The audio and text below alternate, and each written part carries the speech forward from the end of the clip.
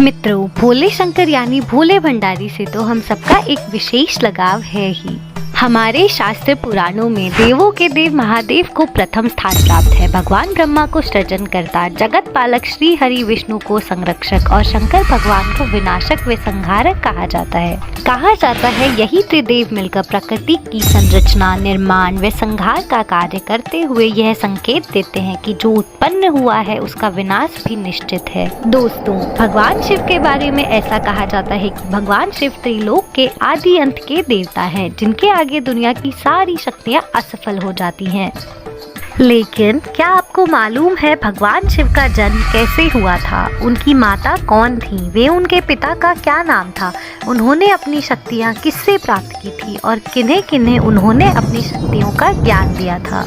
तो क्या आप भी शिव भक्त हैं जो जानना चाहते हैं कि आखिर शिव जी का जन्म हुआ कैसे था? तो चलिए इन्हीं सब सवालों का आज हम आपको जवाब देने वाले हैं। प्लीज इस वीडियो को बिना स्किप करे पूरी जरूर देखना।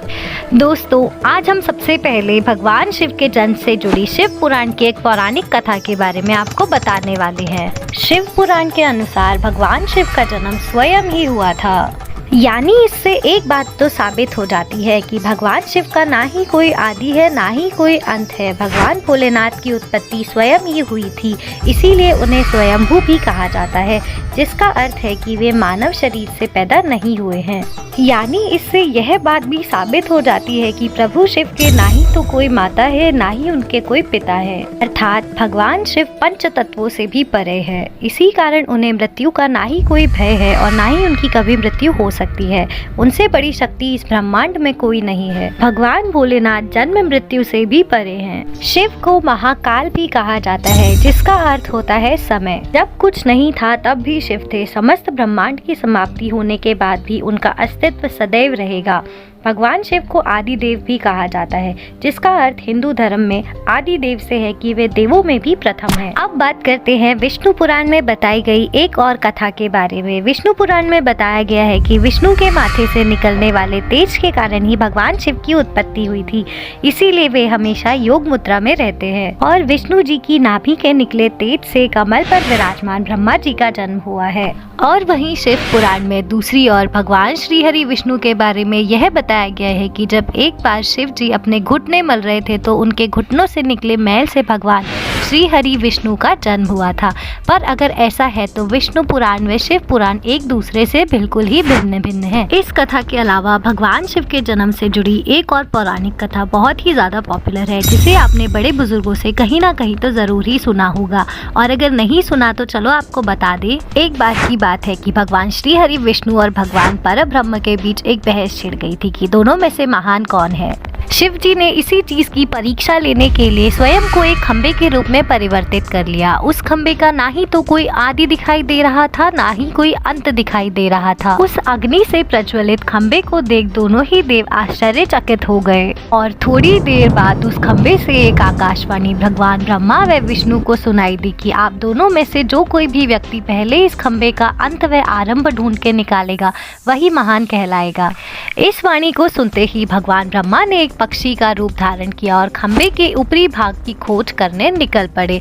वहीं भगवान विष्णु ने वराह का रूप धारण किया और खंबे के निचली भाग की ओर उसका तल ढूंढने निकल गए। दोनों ने ही खंबे का ओर छोर आदि अंत ढूंढने का काफी प्रयास किया, परंतु एक लंबी समय अवधि के बाद भी दोनों खंबे का छोर नहीं ढूंढ पाए। इसके बाद दोनों थक हार कर उसी स्थान पर वापस आ गए।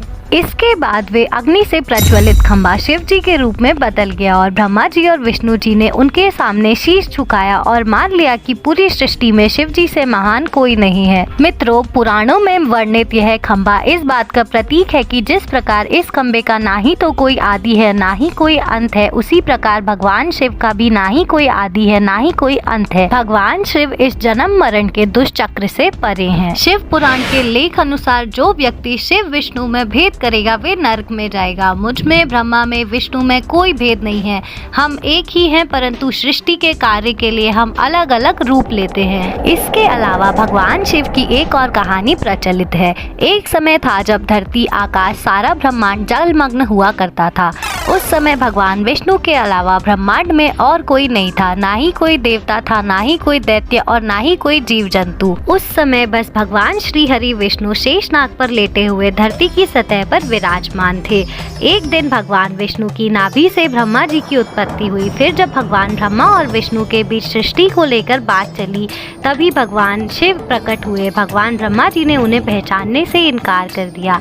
इस बात से भगवान शिव रुष्ट हो गए। फिर विष्णु जी ने ब्रह्मा जी को दिव्य दृष्टि प्रदान की और उन्हें भगवान शिव से भेंट करवाई। फिर जब भगवान ब्रह्मा जी को ज्ञान हुआ तो उन्होंने भगवान शिव से क्षमा याचना की, और जब भगवान शिव प्रसन्न हुए तो ब्रह्मा जी ने उनसे एक प्रार्थना की कि वे उनके पुत्र के रूप में जन्म लें। शिव जी के कुल 19 अवतार माने जाते हैं। इन अवतार की कथाओं में रुद्र अवतार की कथा सर्व प्रमुख मानी जाती है। कूर्म पुराण के अनुसार कालांतर में जब भगवान ब्रह्मा जी ने सृष्टि की रचना करनी चाहिए तो उनके सामने कई कठिनाइयां आने लगी। तब भगवान ब्रह्मा जी ने रोते हुए शिव जी को पुकारा और ब्रह्मा जी के आंसुओं से भूत प्रेतों का जन्म हुआ और उनके मुख से रोते हुए उत्पन्न हुए रुद्र भगवान शिव के अंश, और इस प्रकार भगवान शिव ने ब्रह्मा जी के पुत्र के रूप में जन्म लिया। भगवान शिव का यह एकमात्र बाल रूप है जिसमें वे बालक के रूप में प्रकट हुए हैं।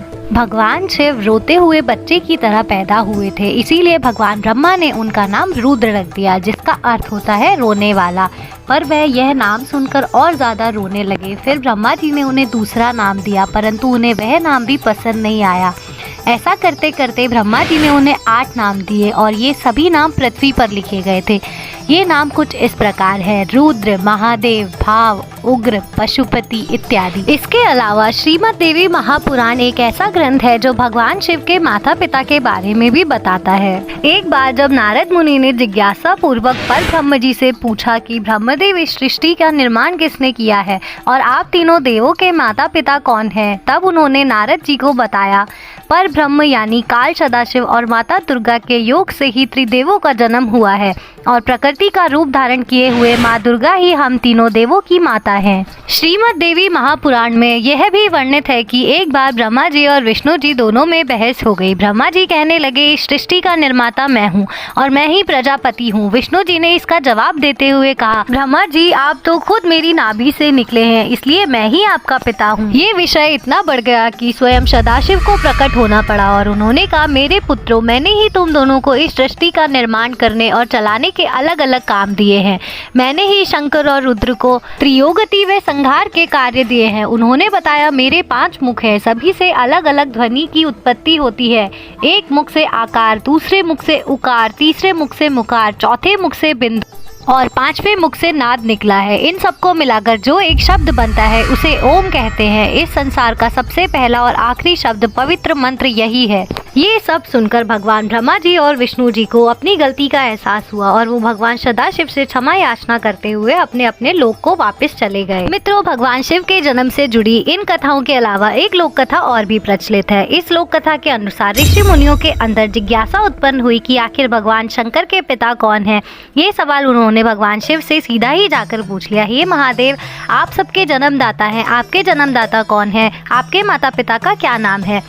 इस प्रश्न का उत्तर देते हुए भगवान शिव ने कहा, मेरे जन्मदाता भगवान ब्रह्मा जी हैं। मुझे इस सृष्टि की रचना करने वाले भगवान ब्रह्मा जी ने ही निर्माण किया है। इसके बाद ऋषियों ने फिर पूछा कि तो आपके दादा कौन है? उन्होंने कहा, इस सृष्टि का पालनहार करने वाले भगवान श्री हरि विष्णु ही मेरे दादा है। फिर एक और प्रश्न ऋषियों ने उनसे पूछा कि तो आपके परदादा कौन है? उन्होंने कहा, स्वयं भगवान शिव। इस प्रकार ही जाने शिव संबंधी कितनी ही कहानियाँ कथाएं प्रचलन में हैं। भगवान शिव ही संसार के गुरु माने जाते हैं। उन्होंने ही गुरु शिष्य परंपरा की रचना की थी। भगवान शिव ने अपना ज्ञान अपने 7 शिष्यों को दिया था, जिन्हें आज हम सप्त ऋषि के नाम से भी जानते हैं। तो यही थी शिव संबंधी कुछ लोक कथाएं। कैसी लगी आपको वीडियो? कमेंट सेक्शन में जरूर बताएं। यहाँ तक वीडियो देखने के लिए धन्यवाद।